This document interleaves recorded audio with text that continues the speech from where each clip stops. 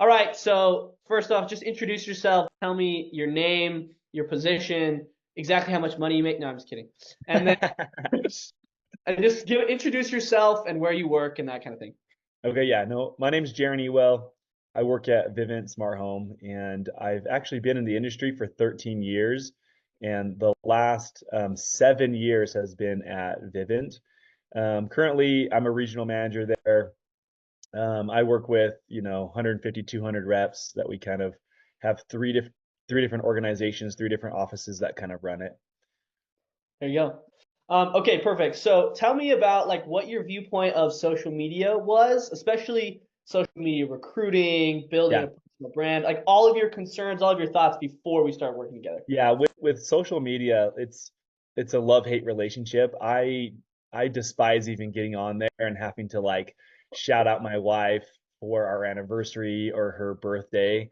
I'm the person that just like uncomfortable with how it works. I'll have to ask my friends like, "Hey, how do I repost this?" And how do I, I can't. I'm not tagged in it, so how do I like, like read this on my story? That's And funny. so I went from that and I didn't even have the, oh my gosh, I don't want to recruit through social media. It was just like, I don't know how. And I know it's moving that way, but this is like the most foreign thing for me to even attempt. So when I think about social media recruiting, it's like, I kind of want to do it, but Yeah. I have no clue how. Don't even know where to start. Didn't have a direction. What were some of your fears about like putting content out there, talking to a camera? Tell me a little bit about that. Well, I mean, the small fear I think is I didn't know if I wanted to be the social media person that was like my Instagram is my business. Yeah. Just because I hadn't really used my Instagram for anything else, I didn't know if that was like probably the only fear that I have. Um, but I also was maybe a little bit worried about like my friends and family being like, saw another one of your reels, saw another one of your ads. Trying to be an So influencer. I think that it wasn't so much a fear because I kind of knew that's where, like marketing was going. And so I was kind of excited about it, but I just didn't know if I wanted to marry the idea of like my personal brand is my business. Yeah, totally. Um, okay, so after you started working with us, how did some of those things change? And talk about some of the results that you started to see. Well, this is kind of a weird comment, and maybe it's like I don't know how to say this, but I actually really liked it. I was kind of like, oh, dude, like, and maybe it was you guys making me look so good, but I Mm, was a lot more pleased with like the result. So like when I see an ad, I'm like, oh, that's actually pretty good. Like, yeah. so I was pretty surprised on how I was perceived and how I looked, and in reality my uncle, he was the president of the CW. That's Oh, like dang. Arrow and, like different TV shows like that. And Oh, like when wow. he saw me at a family function, he's like, bro, your content's amazing. It looks so good. That's fire. And so I was kind of like, dang, this is actually cooler than I thought it would be. And I am less weird about seeing myself than I thought I was going to be too. That's super awesome. Okay, let's talk about recruiting specifically. So, did you have any concerns with online leads? Because I know there's some like things people, some misconceptions people have about like, oh, they're low quality, anything like that. Like, what did you think about getting leads online, and then how did it turn out? Well, so I mean, luckily I've been in the industry before this. I had done it for 12 years, and so I had attempted literally everything. Yeah. The only experience I had though with like online recruiting, really, because I've been able to grow my business just like word of mouth, was I would, because I came from another company, like another industry, I came from pest control, I would just hop on to different companies' pages and I would just direct message them. Nice. So I wasn't doing anything social media wise. My page was whatever my page was, but I would just reach out and just say, "Hey, you interested?" So that was probably the lowest form of recruiting online. And Mm. yet, right now, if I track back, I probably have 900 accounts currently in my organization from that.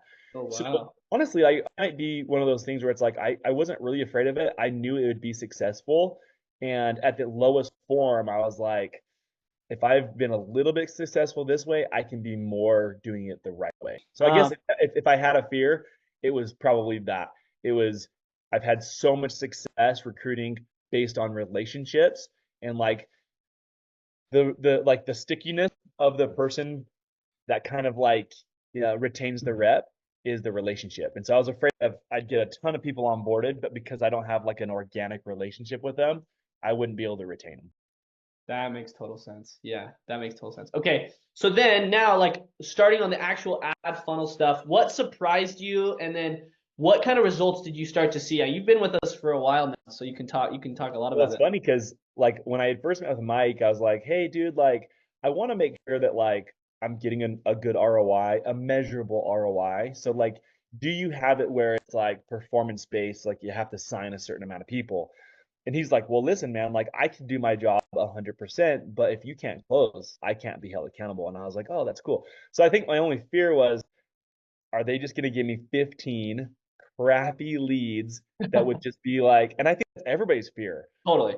I know that you can get me leads, but like what quality leads are there? There's like the marketing group and the salesman group, and sometimes they hate each other Yeah. because it's like I'm doing my job, I'm getting you leads, but they're kind of crappy. So I think that was Totally. kind of like, oh, I wonder how it's gonna be.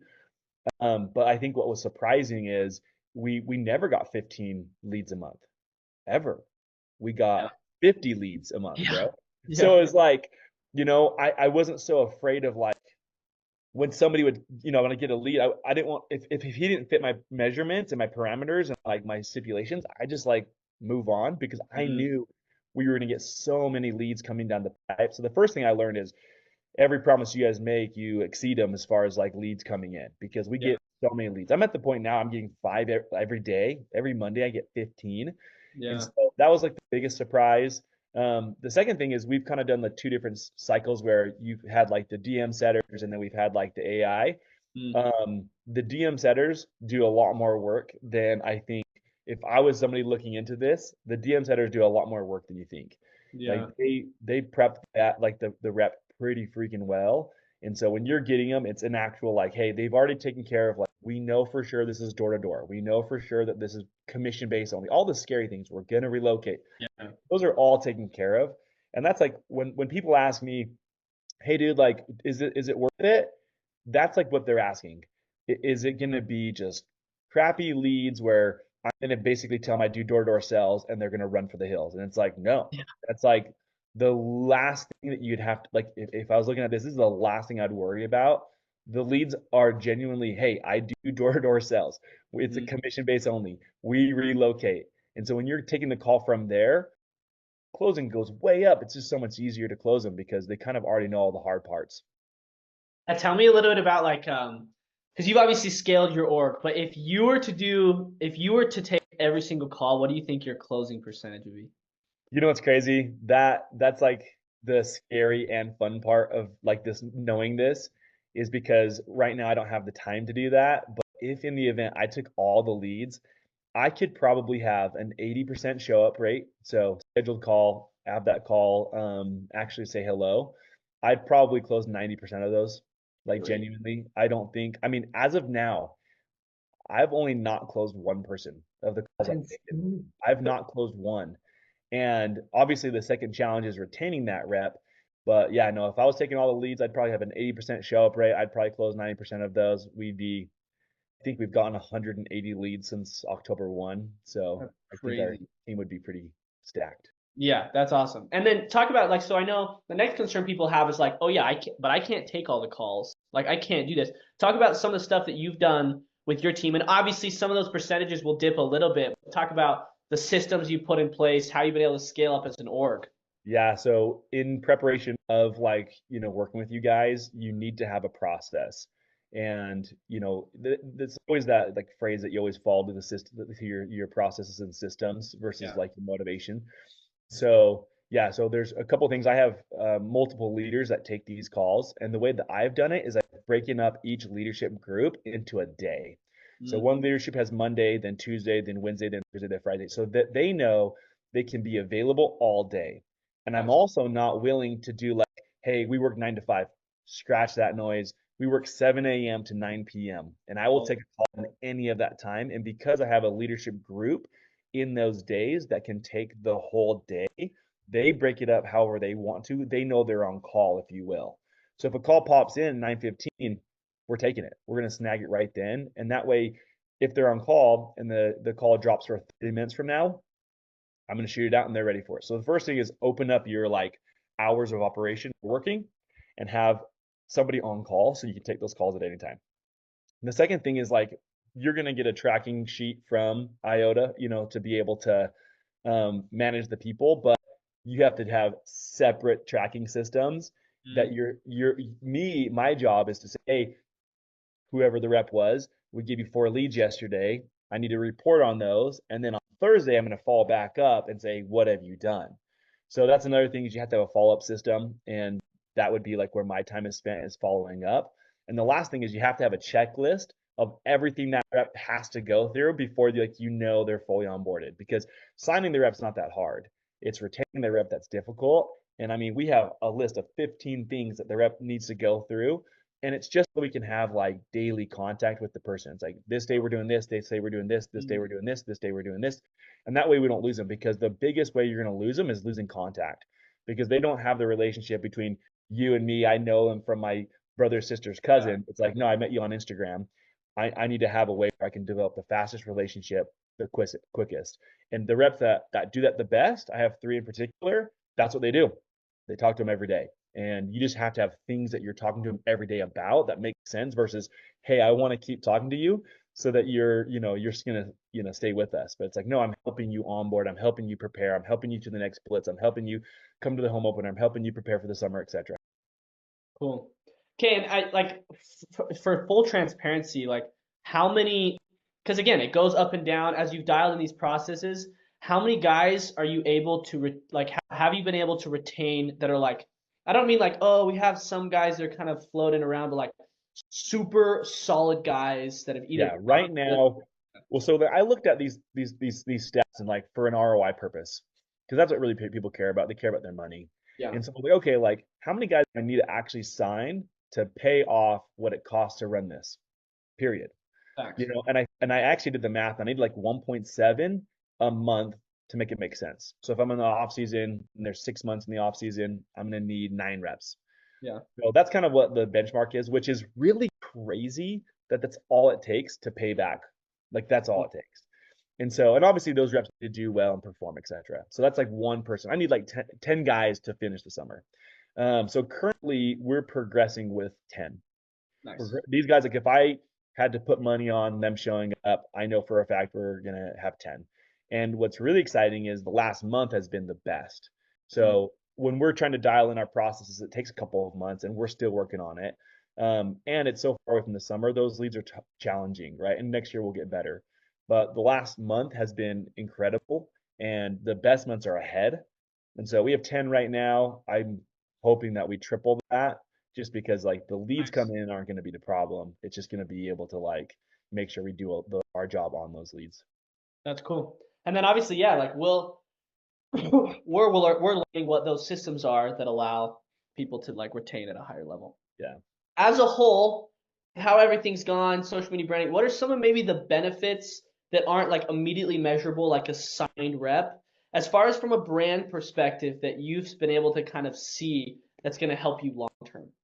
Yeah. Well, so this is a really cool story. I was sitting down with one of my reps, one of my managers in Idaho up in Rexburg, and he's like, "Hey, I have a guy that like I want you to meet with. He's cool." And in that conversation, my manager was like reaching out to the guy. He's like, "Hey, yeah, my manager's coming up. His name's Jaron Ewell," and he's like, "Oh, I know Jaron. I follow him on Instagram." And Nice. so there's benefits to just being able to say, hey, like I'm meeting with this rep, and then I'll send them my, like Instagram handle. If they didn't find me through Instagram, that's a huge benefit, because then they see me as somebody that's in the space and like an authority of the space. And so that's been a huge benefit that like I've seen outside of like like working with Instagram, people that I find on Instagram. Right.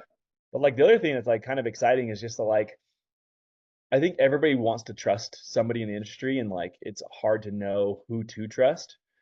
And so like having a presence on Instagram is what kind of like solidifies that. So Totally. in general, that's kind of been a huge benefit. especially with like today's age, like the Gen Z people, it's like the people they trust the most are now like these influencers online, and it's I like, know. and the crazy part is you guys don't even have to be influencers to just put out valuable content that like helps people to feel a lot more trust. Totally.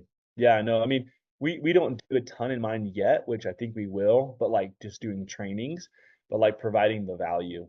It is funny, like you said that, back in the day, if you wanted to fix your car because you had something wrong with it, you'd call your dad, your neighbor, you'd like ask all your like personal like network.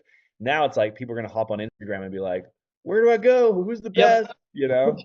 Who's the man? Who do they follow? Based on an ROI perspective, Okay. what are you measuring ROI? Like Yeah. me in my business has made X amount of money. Yeah. So in terms of like revenue, if we just do, 50% better, and hopefully we can go higher. But if we just do 50% better than where we're at right now currently, then I'll have spent about $30,000 on the program, but the ROI on those 20 guys would actually be 140,000. Wow. So, I mean, the difference in that math would be 105 grand net profit. That's crazy. That's like a 5x return on investment. Yeah, now obviously, like we have to go do the summer and see how it actually the cards Yeah. fall. And knowing what I know now, like for the learning of it, I don't even care if I just break even. Like Yeah. genuinely, because you get growth in this business just by growing. I'm fine to break even year one. I'm actually okay with that.